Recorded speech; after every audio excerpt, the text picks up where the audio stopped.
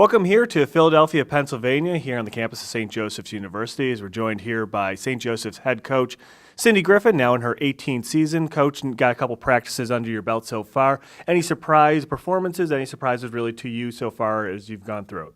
Yeah, I'm very impressed with our sophomore class right now. They came back really ready to compete and know that there's a lot of opportunities for them to come in and play, and I'm very happy with that class in particular.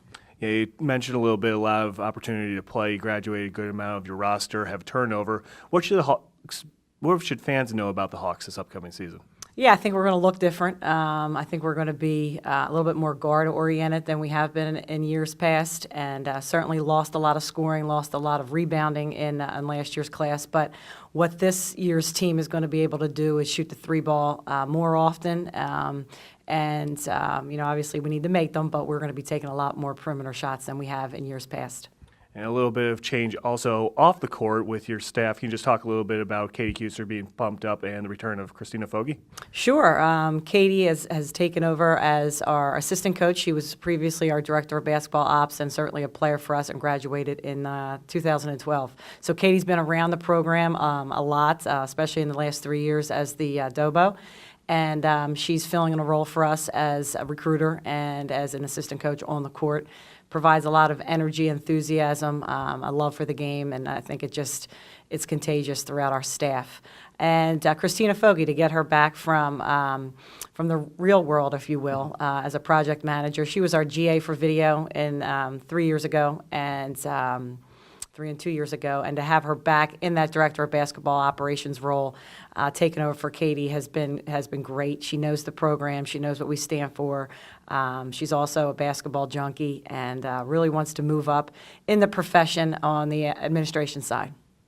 And take a look here at the schedule going forward. You guys always put a challenging non-conference slate together. What kind of games are you looking forward to this year? Well, I think we're looking forward to really the first game, which is Temple.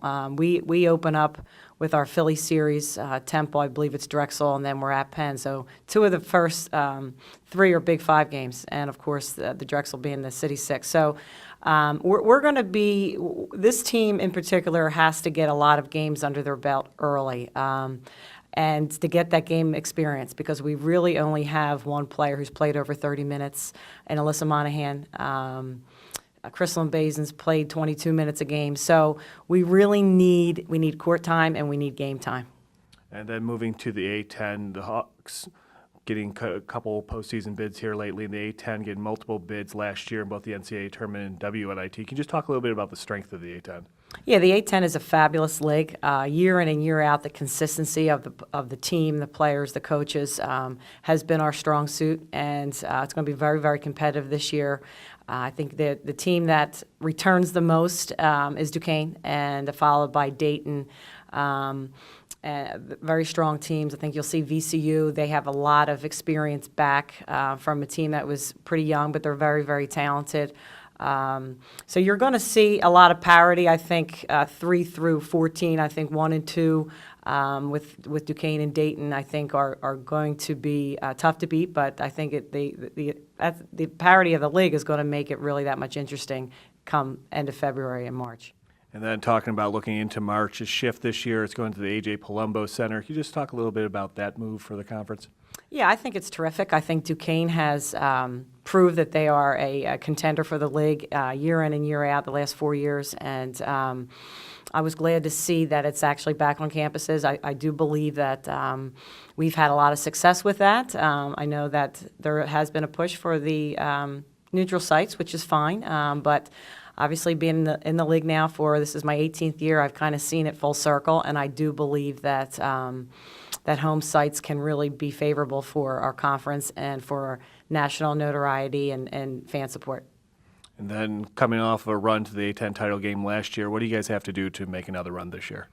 Well, I think first and foremost, we need to get game experience under our belt. And I think as the season goes on, we stay healthy, you're going to see us getting better and better towards the end.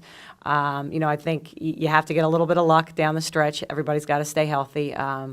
With the experience that that we have a little bit coming back as far as being there and going through being there on game 4 and going through a championship game, even though some of the players didn't play in that game, but they've experienced the preparation for that game. So I'm excited to even have the opportunity to coach this team and to coach them up to get them ready for a possibility of winning the Atlantic 10 championship.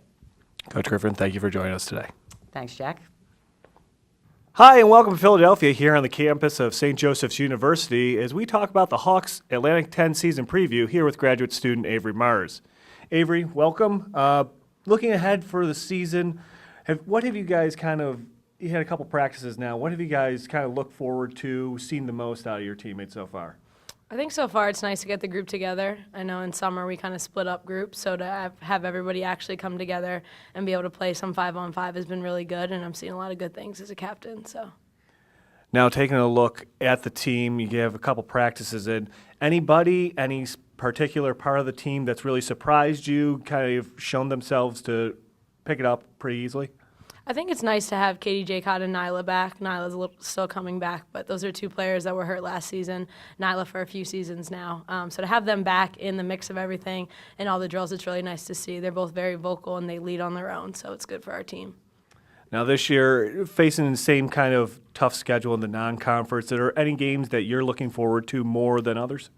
I think all the Big 5 games are always ones we look forward to. Temple's obviously our first one, and we have our Big 5 games really early, so we'll kind of know ahead of time how we're going to do in the Big 5, so I think that's really fun to look forward to. We play Auburn this year, which is a team I have yet to play, and I think it's fun because they get to come here in Hagen Arena, so that'll be a good game for us. And then you guys coming off a run to the A10 title game last year, making the postseason. What do you guys have to do to have that success again this year? I think just keep the communication up, and I think consistency is a big thing for our team. We have a lot of good points, and I think people don't know what's in our gym, and I've seen a lot of good things so far, so as long as we can stay consistent throughout practice and into the games, it'll be great. Avery, thank you for joining us, and good luck the rest of the year. Thank you for having me. Welcome back here, Philadelphia, Pennsylvania, here on the campus of St. Joseph's University, and joined here by senior Alyssa Monaghan to talk about the Hawks Atlantic 10 preview. Alyssa, coming into your senior year here, you guys have a couple practices underneath your belt now. Can you just talk a little bit about this practices so far? Anything that's really kind of surprised you? I think everyone has had a lot of energy. There's been a lot of energy throughout the gym. Everyone's been working really hard, especially because there's new people, transfers, freshmen. So they really have picked everything up pretty quickly.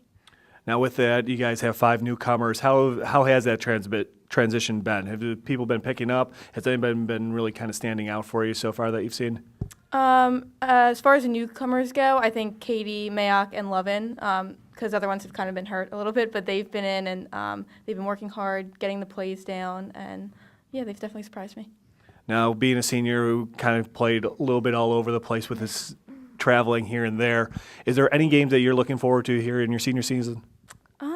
I think like Avery said, the Big 5 games definitely, and the A10 games. Duquesne, I think, would be a good game. We played them a couple of times last year, and I feel like it's kind of been like a rivalry has kind of formed. So yeah, I'd say Duquesne. Now, you guys making a run to the A10 title game last season, making the postseason as well. What do you guys have to do to get back there this year? Just continue to work hard and show up every day. Everyone has to give 100% in practice every day, and we should be good. Alyssa Monaghan, thank you for joining us here. Take care and good luck the rest of the season. Thank you.